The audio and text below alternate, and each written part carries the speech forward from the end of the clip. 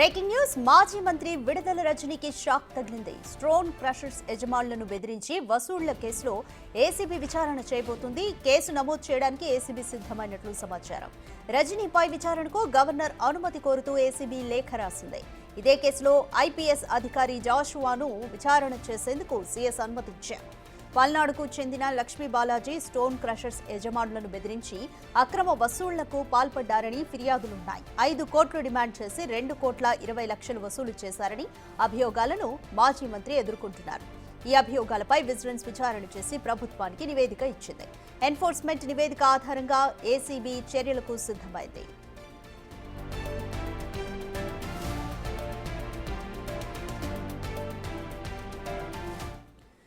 More details మా ప్రతినిధి శివ అందిస్తారు.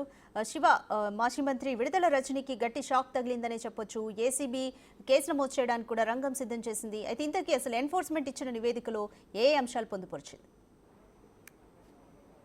అధిక మొత్తం మీద చూసుకుంటే మాజీ మంత్రి విడుదల రజని గత 5 సంవత్సరాల కాలంలో చిలకలూరుపేటకు సంబంధించి ఆమె చేయని అవినీతి అక్రమాలకి అద్దుపొద్దు లేకుండా పోయింది.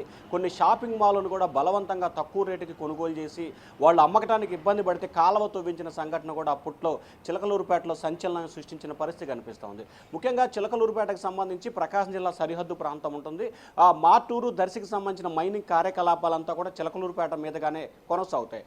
చాలామందికి సంబంధించి వాళ్ళ క్వారీలు మార్టూరు ప్రకాశం జిల్లా మార్కాపురం దర్శి కురిచేడు ఆ ప్రాంతాల్లో ఉంటే వారికి సంబంధించిన కార్యకలాపాల ఆఫీసులు అవన్నీ కూడా చిలకలూరుపేటలో ఉంటాయి. ఎందుకంటే జాతీయ రహదారికి ఉంటుంది, వివిధ ప్రాంతాల నుంచి వివిధ దేశాల నుంచి వచ్చే వారందరికీ సంబంధించి ఇక్కడ కూడా కేంద్రంగా ఉంటుందని చెప్పి చిలకలూరుపేట కేంద్రంగానే ఆఫీసులు కొరేస్తారు. వీరందరినీ కూడా భయపెట్టి బ్రదింపులకు పాల్పడి చిలకలూరుపేటకు సంబంధించిన అప్పటి మాజీ మంత్రి విడుదల రజని ఆమె బంధువులు కూడా ఇష్టానుసారంగా కూడా వ్యవహరించారు. ఒక్కొక్కరి దగ్గర నుంచి కూడా కోట్ల రూపాయల డబ్బులని వసూలు చేసినట్లు కూడా అప్పట్లో ఫిర్యాదులు వచ్చిన పరిస్థితి కనిపించింది. దీంట్లో తాజాగా చిలకలూరుపేటకు సంబంధించిన బాలాజీ స్టోన్ కర్సన్స్ వారి వద్ద నుంచి కూడా మీరు వ్యాపారం ఇక్కడ చేయాలంటే కనుక ఖచ్చితంగా 5 కోట్ల రూపాయలు చెల్లించాలి, లేకపోతే మీపై విజిలెన్స్ దైళ్లు చేపించి ఆ కేసులు నమోదు చేసి అరెస్ట్ చేపిస్తామని చెప్పి కూడా బెదిరింపులకు పాల్పడ్డట్టు కూడా ఆమెపై ఆరోపణలు రావడం జరిగింది. అప్పట్లో బాలాజీ స్టోన్ కర్సన్స్ వారు ఏపీ పోలీసులకి, సిఐడికి, అలాగే హోంమంత్రికి కూడా వాళ్ళు వచ్చి ఫిర్యాదు చేసిన పరిస్థితి కనిపించింది. ఫిర్యాదుపై కూడా విజిలెన్స్ విచారణకి ఏపీ ప్రభుత్వం ఆదేశించింది. ఈ విజిలెన్స్లో అనేక అంశాలకు సంబంధించి కూడా వెలుగులోకి వచ్చే చిలకలూరుపేట కేంద్రంగా విడుదల రజని పలు అక్రమాలకు పాల్పడ్డారు. ఆమె మరిది, ఆమె మామకు సంబంధించి కూడా ఇష్టానుసారంగా కూడా బెదిరింపులకు పాల్పడి భయభ్రాంతులకు గురిచేసి ప్రతి ఒక్కరి దగ్గర నుంచి ఎవరైతే మైనింగ్ స్టోన్ కర్షర్ వ్యాపారాలకు పాల్పడుతున్నారో వారి వద్ద నుంచి కూడా ₹1 కోటి నుంచి 5 కోట్ల రూపాయల పైగా కూడా వసూలు చేయటమే ఏకైక ఏజెండాగా పెట్టుకున్నారని చెప్పి ఆ విజిలెన్స్ నివేదికలో ఉన్నట్టు తెలుస్తోంది. ఈ నేపథ్యంలో ఈ నివేదికను కూడా ప్రభుత్వానికి చేరింది. ప్రభుత్వానికి చేరడంతో వెంటనే ఈ అంశానికి సంబంధించి ఇంకా లోతుగా విచారణ చేపట్టి రజనీని కస్టడీకి తీసుకొని అవసరమైతే విచారణ చేపట్టాలని చెప్పి కూడా పోలీసులకు సంబంధించి కూడా ప్రభుత్వం ఆదేశించి దీనికి సంబంధించి ఏసీబీ ఈ కేసును కూడా టేకప్ చేస్తూ ఉంది.